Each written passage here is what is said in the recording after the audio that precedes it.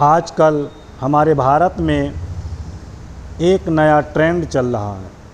इसके अंतर्गत जिसको देखो वो हमारे हिंदू धर्म की आलोचना कर रहा है।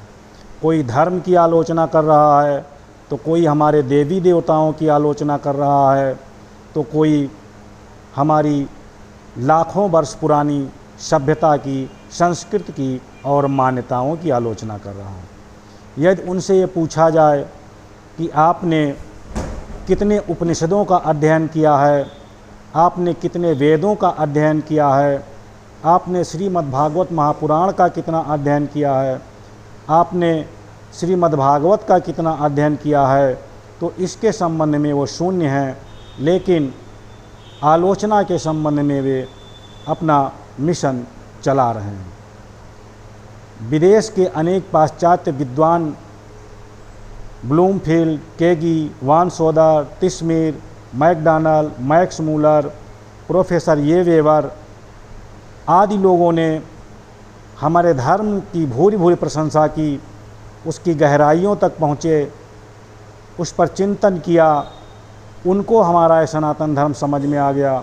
लेकिन जो भारत में रह रहे हैं उन लोगों को ही ये भारत का मौलिक धर्म हिंदू धर्म समझ में ही नहीं आ रहा है। दारा सिकोह को समझ में आ गया, रसखान को समझ में आ गया, और जो आलोचना कर रहे हैं इनके पूर्वजों को भी समझ में आ रहा था। लेकिन पता नहीं क्यों आज इन्हें यह सनातन धर्म समझ में ही नहीं आ रहा है। यदि इनसे पूछा जाए आपने भारतीय दर्शन के जो षड दर्शन हैं उसमें कितने दर्शनों का अध्ययन किया है, उपनिषद के आत्म तत्व, ब्रह्म तत्व का जो चिंतन की उल्लेख किया गया है उसका आपने कितना अध्ययन किया है, तो इसके बारे में जानकारी शून्य है। लेकिन आलोचना में प्रखर और अग्रणी हैं।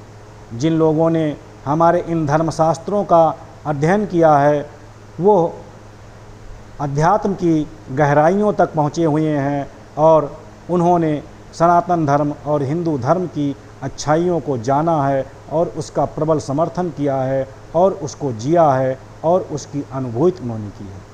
स्वामी दयानंद, स्वामी विवेकानंद, आदि शंकराचार्य, महर्षि अरविंद, महर्षि रमन इत्यादि अनेक ऐसे तत्वदृष्टा हुए हैं जिन्होंने हमारे इस उपनिषद वाङ्मय की, वैदिक वाङ्मय की, श्रीमद् भगवद गीता की इत्यादि का भूरि भूरि समर्थन किया है और इसकी प्रशंसा की है। उसकी गहराइयों को उन्होंने अपने आत्म तत्व चिंतन में उतारा है।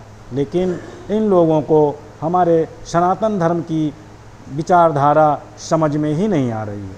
ठीक है, भारतीय संविधान ने धार्मिक स्वतंत्रता का अधिकार दिया है मौलिक अधिकारों के अंतर्गत, जिसके अंतर्गत कोई भी व्यक्ति किसी भी धर्म की उपासना कर सकता है, किसी भी धर्म को स्वीकार कर सकता है बिना लोभ और दबाव इत्यादि के। लेकिन उसे किसी भी धर्म की निंदा करने का, आलोचना करने का उसे अधिकार नहीं है।